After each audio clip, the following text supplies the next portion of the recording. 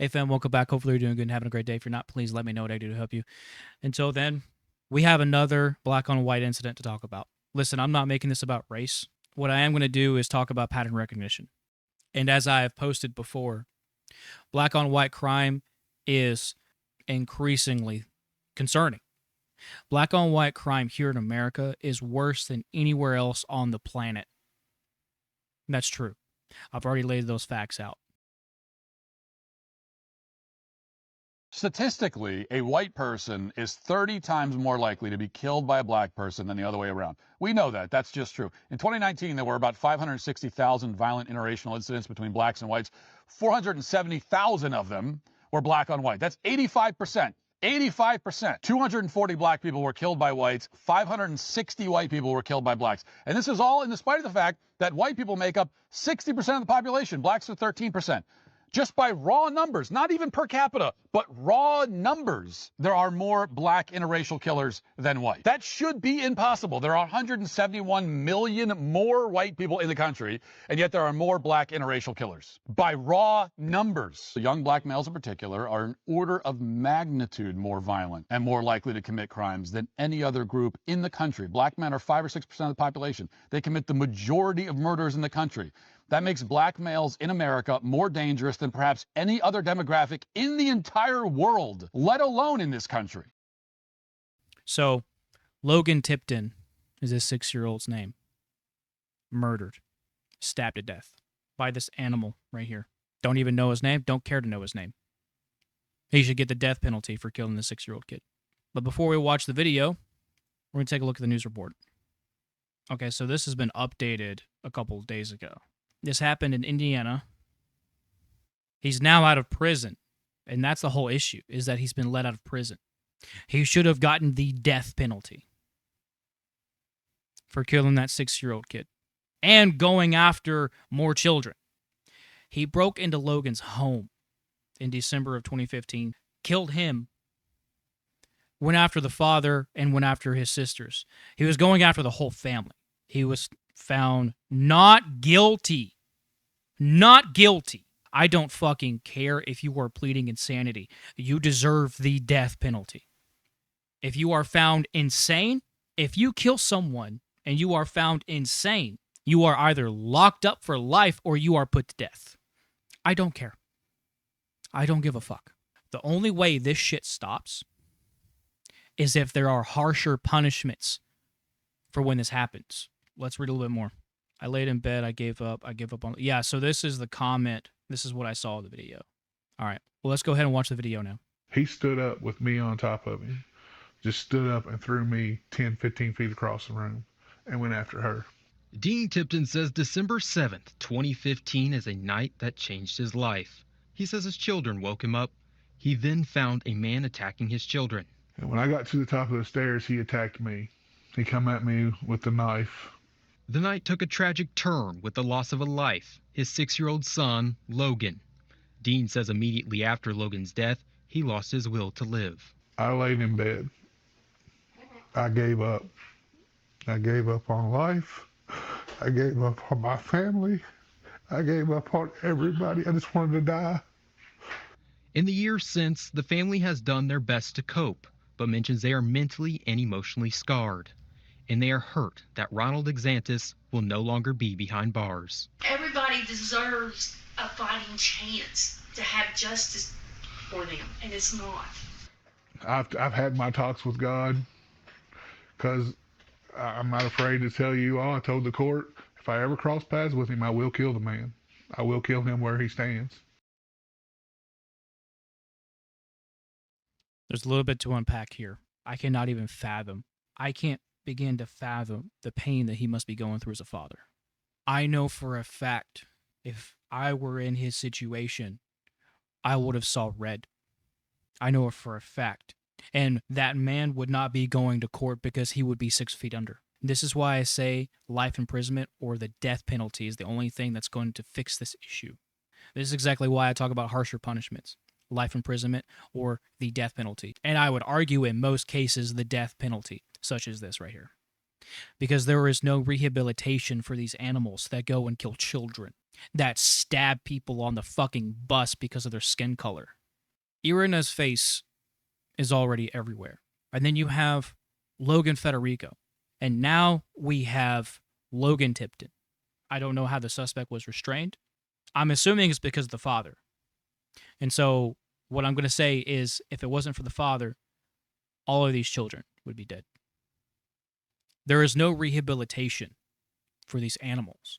And the judges that let them out because they benefit from these criminals going through their rehabilitation programs should get treason charges. These judges that aren't qualified, judges that let criminals out 13 fucking 14 motherfucking times. Death penalty for these murderers. Treason charges for these judges. This should be our George Floyd moment. How is it that there aren't mass protests in the streets right now? I don't understand. And this leads us to what we are really talking about here today. This is what frustrates me about America, Americans in general. We would much rather leave a comment in the comment section and retweet once or twice and then forget about it the next day and go back to work like nothing ever fucking happened. We would much rather do that than to do shit that actually matters. I've already told you what you could do. Protest in the streets. Call your local representatives. Tell them to push for harsher punishments for these animals. Everything is going to continue to get worse if this shit isn't nipped in the bud, and nipped in the bud very firmly. And we can't just leave a comment on a video. We can't just retweet a picture. We got to go out and do shit that actually matters. It baffles me why the right always complains about why nothing is changing and how the left is always getting their way. Well, it's because they're always taking action and doing the things that they believe they should do, and then things get done. Now, of course, they're being violent. They're threatening, sending death threats, and all kinds of other shit to people that they disagree with, and then you don't do anything. You don't. Because you're too scared of stepping out of line. You're too scared to even leave a tweet. You're not a silent majority. I hate that term. You are sheep. That's what you are. You're sheep. How many sons will be taken from their fathers? How many mothers will be taken from their children? How many daughters will be taken from their parents? He is responsible for what he did. But we are responsible for allowing this shit to continue. I keep saying over and over and over again that the justice system does not fix its shit if we do not put pressure on the justice system to fix its shit. Vigilantes will take things into their own hands. And I'm not going to blame them. I'm not going to blame them one bit, and I'm not going to hear a goddamn thing from the justice system. And I'll be one of the first ones to be protesting for the release of the vigilantes that are avenging the death of their son from these animals. I'm tired of seeing this. I'm tired of seeing every single fucking week now of an innocent soul, a child, stabbed to death, shot. I'm tired of it. And you should be too. You absolutely should be. I don't wish violence on anyone. I don't condone violence. I will say before I get off here, this is a culture problem. It's not a black-white issue. Although most of these cases are black on white. We have to recognize that. We have to talk about it. Don't give a fuck if you're uncomfortable. We got to talk about it.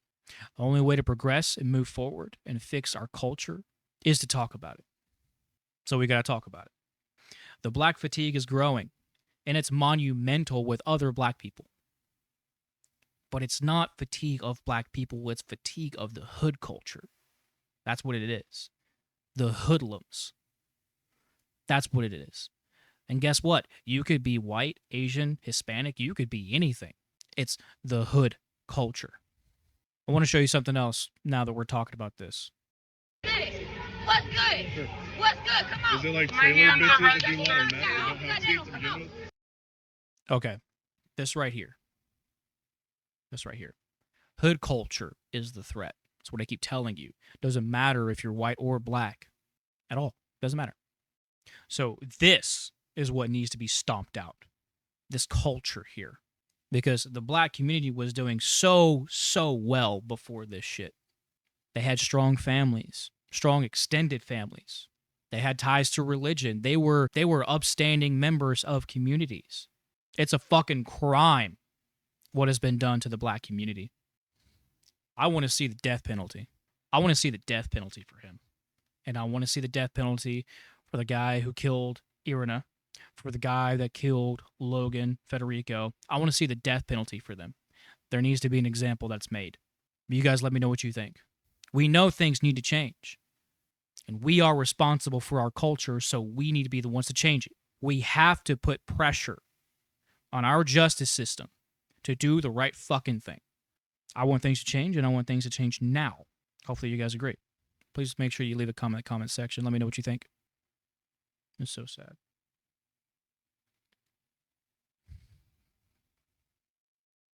Please make sure you're liking, sharing, and subscribing, guys. Join the family. Please help me change this society for the better. If you need me for anything, please reach out. I'm always here. Please make sure you're looking after yourselves. Look after each other. I love you all. I wish you a lovely day. And I'll talk to you guys soon.